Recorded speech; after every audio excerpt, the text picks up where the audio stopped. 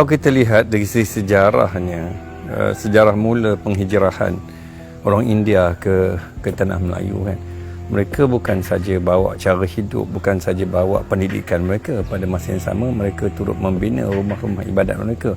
Dan kebanyakan rumah ibadat mereka daripada dulu, mula penghijrahan sampai sekarang ini, hatta Batu Cave itu sendiri, itu bukan tanah mereka, itu adalah tanah kerajaan. Saya nak sebutkan, majoriti kuil tidak didirikan di kawasan tanah persendirian, tetapi didirikan di kawasan tanah kerajaan dan juga pihak-pihak orang lain yang punya.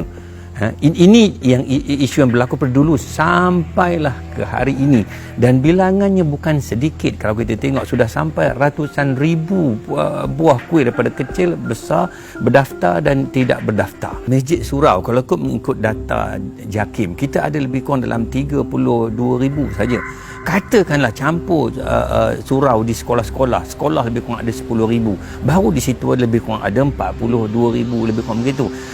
Katakanlah campur lagi surau yang didirikan tanpa berdaftar dan sebagainya. Katakan kita ambil maksimum lebih kurang 60 hingga 50,000 untuk accommodate, untuk kegunaan orang Islam di sekitar penduduknya lebih kurang 18 hingga 19 juta macam itulah. Nah, itu pun bilangannya tidak sebanyak bilangan kuil Hindu yang sudah mencapai saya kira kalau ikut angkanya tidak dikaji dengan betul. Tetapi kalau ikutnya yang saya dengar, yang saya berforum dengan pihak mereka, sudah lebih pada 200,000. Kalau dicampurkan dengan rumah ibadat orang bukan Islam yang lain, orang Cina, Kristian dan sebagainya, maknanya rumah ibadat orang bukan Islam, saya berani mengatakan sudah menghampiri 500,000, setengah juta. Maknanya 10 kali ganda daripada rumah ibadat, surau masjid orang Islam.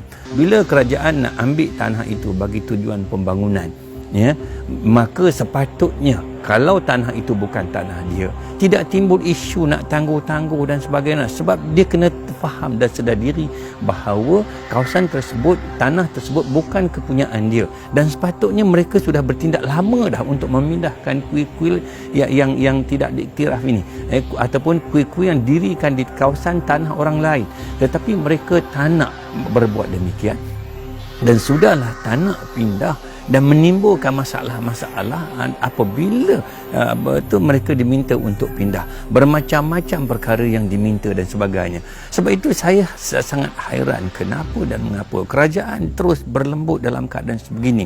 Dalam keadaan kuil yang sebegitu banyak dan bilangan penganutnya tidak ramai.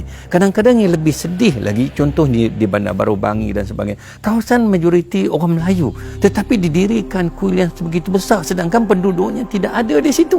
Jadi ini menjadi masalah sekarang ni. Kenapa dan mengapa kerajaan terus biarkan, kerajaan terus memberikan seolah-olah satu pengiktirafan kepada mereka untuk membina kuil ini.